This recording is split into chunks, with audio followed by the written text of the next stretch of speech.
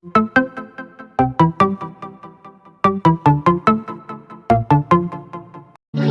de soleil, pas de soleil, pas de soleil, pas de soleil, pas de soleil.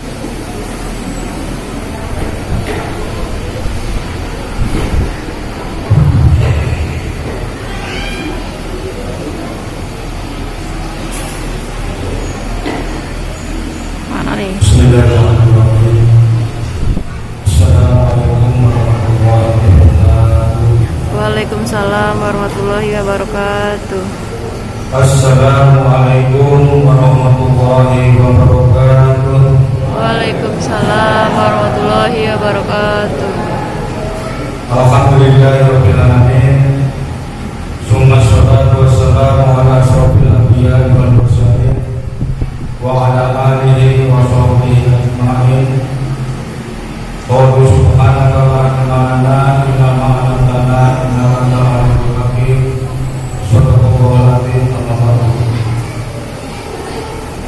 Hadratul mukarramin, para alim, para ulama, bapak-bapak, ibu-ibu, kaum muslimin muslimat yang dirahmati Allah. Yang pertama, marilah sama-sama kita bersyukur kepada Allah Subhanahu wa taala yang telah melimpahkan rahmat, taufik, hidayah dan inayah kepada kita semua. Alhamdulillah sampai hari ini malam yang ke-19 kita masih diberikan kesehatan, kekuatan, keimanan sehingga dapat melaksanakan perintah Allah untuk melaksanakan ibadah puasa pada siang hari bulan Ramadan. Dan alhamdulillah malamnya kita berkumpul bersama untuk sama-sama melaksanakan syariat Rasulullah SAW, memperbanyak amal dan ibadah pada malam bulan Ramadan.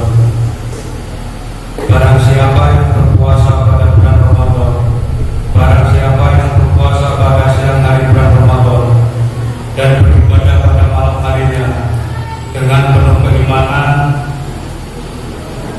dan penuh dengan perhitungan kehati-hatian, maka Allah akan membebaskan dosa-dosa mereka yang telah lalu sehingga bersih sebagaimana bersihnya seorang bayi yang baru lahir dari perut ibunya. Sholawat beriring salam juga tidak lupa kita mohonkan kepada Allah untuk junjungan kita Nabi Muhammad SAW dengan ucapan Allahumma sholli ala sayyidina Muhammad wa ala ali sayyidina Muhammad. Bapak Ibu yang berbahagia, sungguh anugerah yang tak terhingga kita dipertemukan dengan bulan Ramadan. Rasulullah menamakan bulan Ramadan Syahrul Azim, bulan yang agung. Apa keagungan bulan Ramadan? Keagungan bulan Ramadan adalah di mana hari-harinya adalah hari-hari yang utama, malam-malamnya adalah malam-malam yang utama, waktu demi waktunya adalah waktu-waktu yang utama. Ibadahnya orang yang berpuasa pada bulan Ramadan dilipat gandakan pahalanya di sisi Allah Subhanahu wa taala. Tidurnya orang yang berpuasa pun menjadi ibadah. Bahkan setiap desak nafasnya orang yang berpuasa akan dinilai sebagai membaca takbir kepada Allah Subhanahu wa taala. Bapak Ibu yang berbahagia, setiap hari kita diberikan waktu yang utama di bulan Ramadan, yaitu 2/3 dari malam hari adalah waktu yang utama untuk bermunajat kepada Allah, untuk berdoa kepada Allah. Tetapi itu pun tidak dijanjikan untuk dilipat gandakan pahalanya di sini Allah Subhanahu wa taala. ada tempat-tempat yang utama untuk beribadah.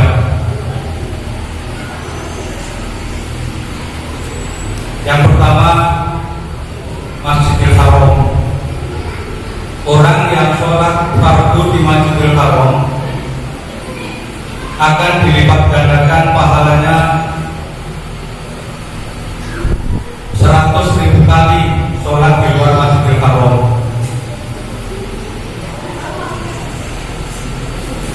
Tapi itu pun terbatas tempatnya, juga terbatas ibadahnya, hanya khusus untuk ibadah sholat. Yang kedua, ada tempat yang utama lagi, yaitu Masjid Nabawi, Masjid di Madinah, Masjidnya Rasulullah Muhammad SAW. Barang siapa sholat fardu di Masjid Nabawi, maka akan dilipat gandakan pahalanya 500.000 kali di luar Masjid Nabawi. Itu pun juga terbatas hanya untuk ibadah sholat, dan terbatas tempatnya yaitu di Masjid Nabawi. Pada bulan Ramadan ini Allah akan melipat gandakan pahala bagi orang-orang yang berpuasa.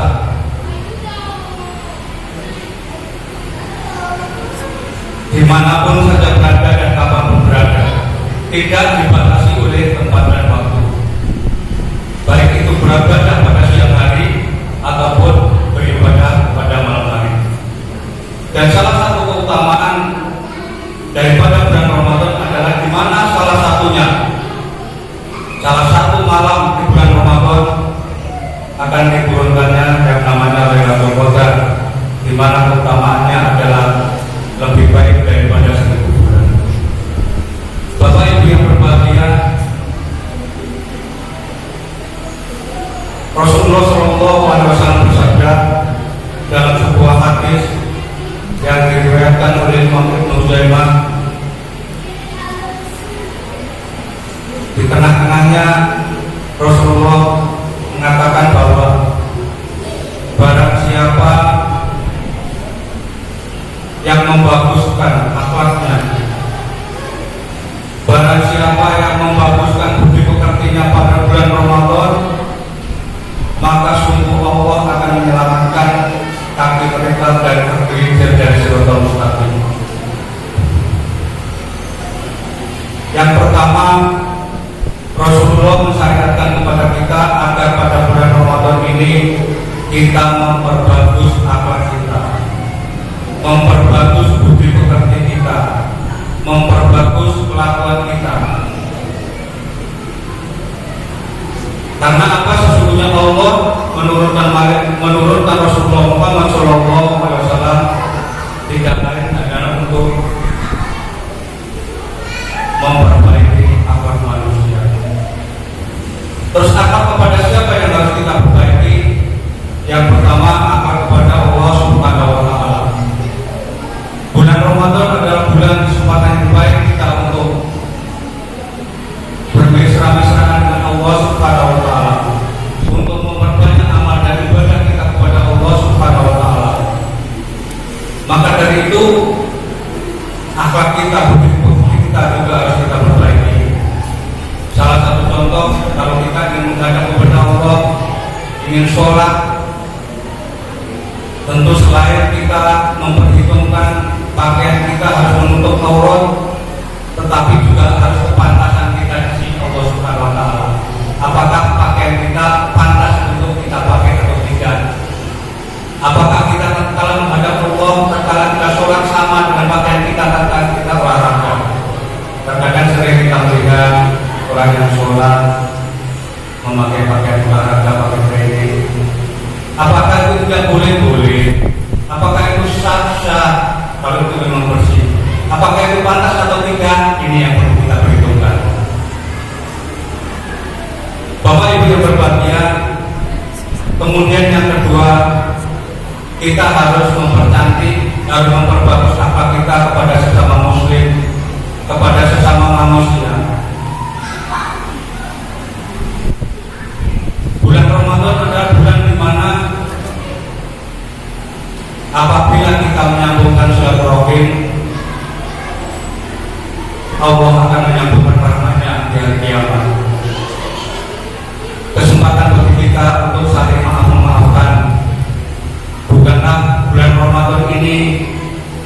kita menginginkan dosa-dosa kita yang telah lalu hapus, dosa kepada Allah Subhanahu wa Ta'ala, juga dosa-dosa kita terhadap sesama manusia.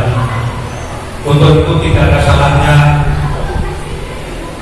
mulai pada bulan hari Ramadan ini kita saling maaf-memaafkan. Tidak perlu kita menunggu hari raya. Yang kita harapkan setelah datang hari raya nanti, kita betul-betul keluar dari Ramadan dalam keadaan bersih, bersih dari dosa-dosa kita kepada Allah Subhanahu wa Ta'ala, dan bersih kesalahan-kesalahan kita antara sesama manusia. Bapak Ibu yang berbahagia, kita tidak boleh egois, bahwa setiap manusia itu pasti punya salah. Setiap manusia pasti punya salah, kecuali Rasulullah Muhammad SAW. Dan sebaik-baik orang yang punya salah, mereka yang mau meminta maaf.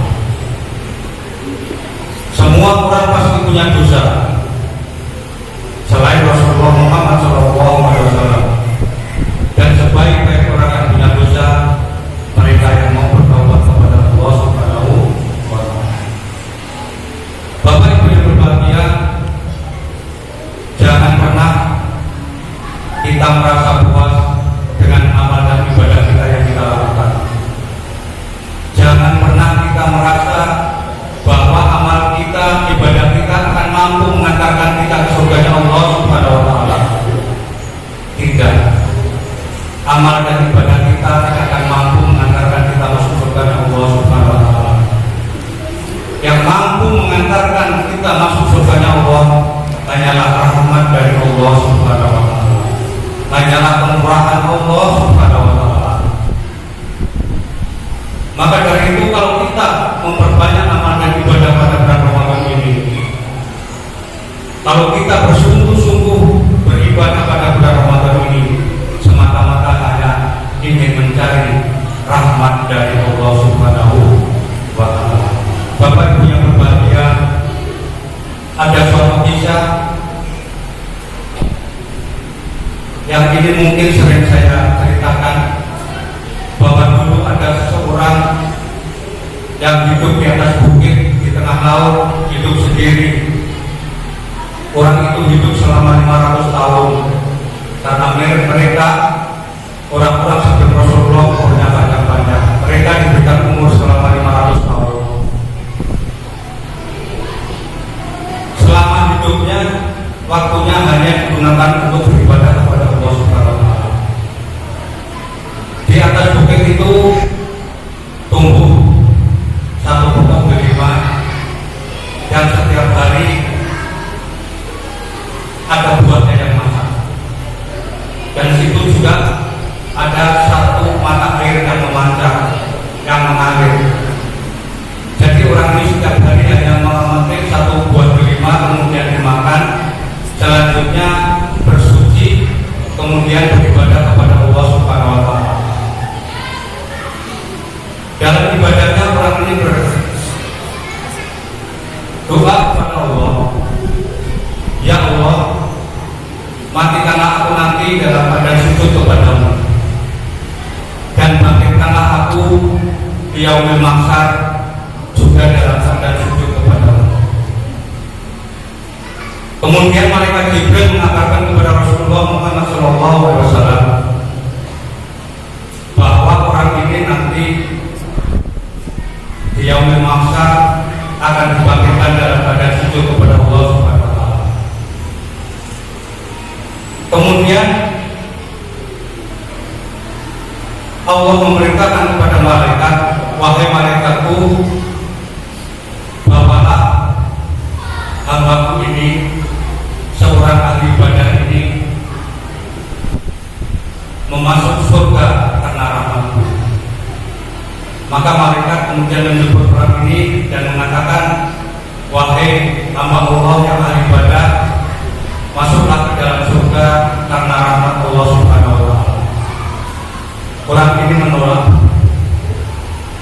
Orang ini tidak mau masuk surga, dikatakan karena rahmat Allah. Dia katakan kepada Allah bahwa kalau aku masuk surga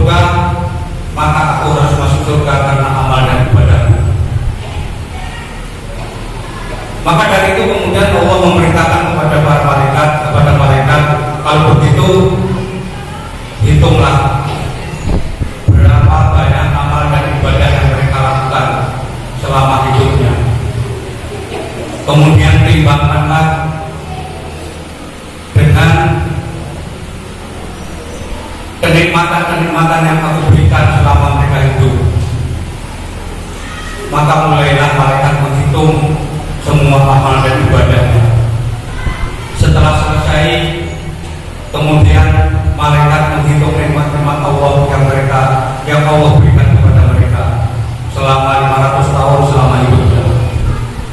Dimulai dari nikmat mata, selama 500 tahun diberikan mata yang sehat, bisa melihat pemandangan-pemandangan yang indah, bisa kemana-mana tanpa tersasar dan sebagainya.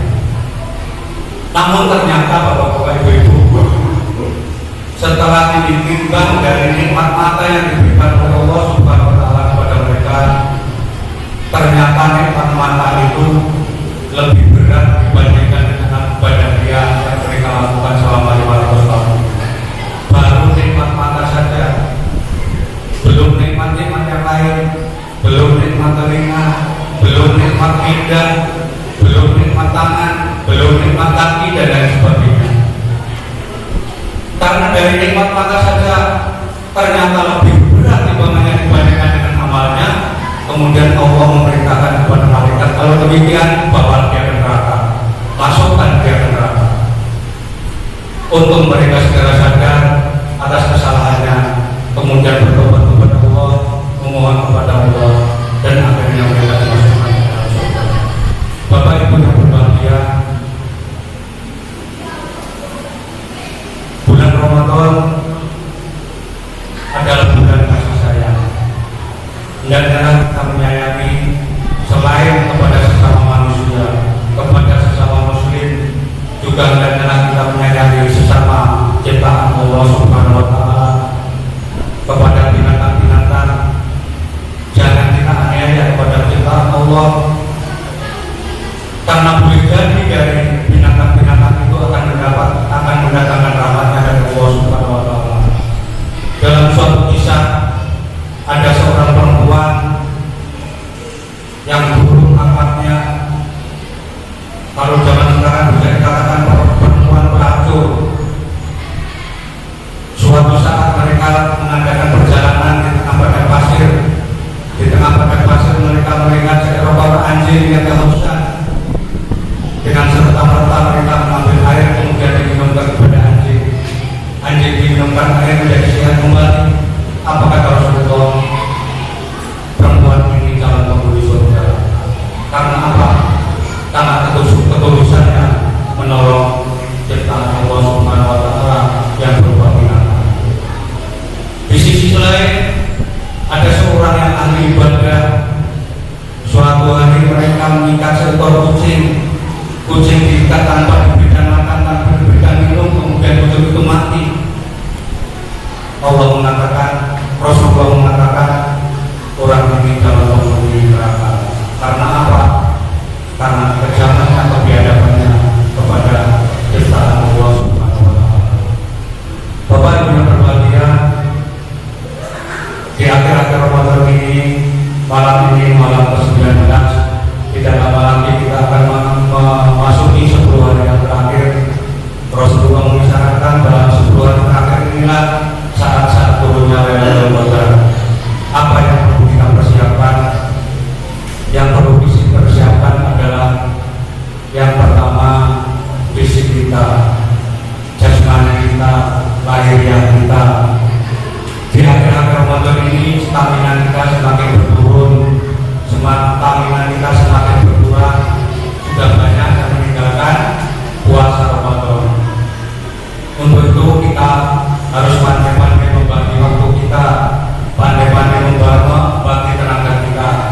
Saya yakin bapak-bapak sudah mulai disibukkan dengan keperluan-keperluan hari raya, kebutuhan-kebutuhan untuk anak-anaknya. Ibu-ibu juga demikian, disibukkan dengan persiapan-persiapan untuk hari raya, membuat kue dan lain sebagainya. Namun kita harus pandai-pandai membagi waktu.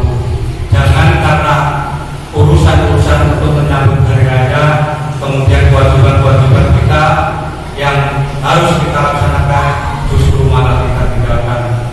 Akhir-akhir Ramadan ini puasa kita biasa, dibebaskan dari api neraka. Selain itu juga harus kita persiapkan batin kita, rohaniah kita dengan apa? Dengan hati yang selamat, hati yang ikhlas, hati yang terbebas dari penyakit-penyakit hati seperti kibir, takabur, iri hati, dengki dan lain sebagainya. Itu harus kita hilangkan dari hati kita. Supaya apa? Lailatul Qadar adalah sesuatu yang agung, maka harus kita kembangkan pada hati kita yang agung juga, hati kita yang tidak terkotori oleh penyakit-penyakit hati. Mudah-mudahan kita diberikan kekuatan, keimanan, sehingga dapat melaksanakan ibadah kita sampai akhir Ramadan nanti. Kita digolongkan menjadi orang-orang yang memperoleh kemenangan, kita digolongkan menjadi orang-orang yang mutakin, orang-orang yang bertakwa kepada Allah Subhanahu wa taala. Amin ya rabbal alamin. Assalamualaikum warahmatullahi wabarakatuh. Waalaikumsalam warahmatullahi wabarakatuh.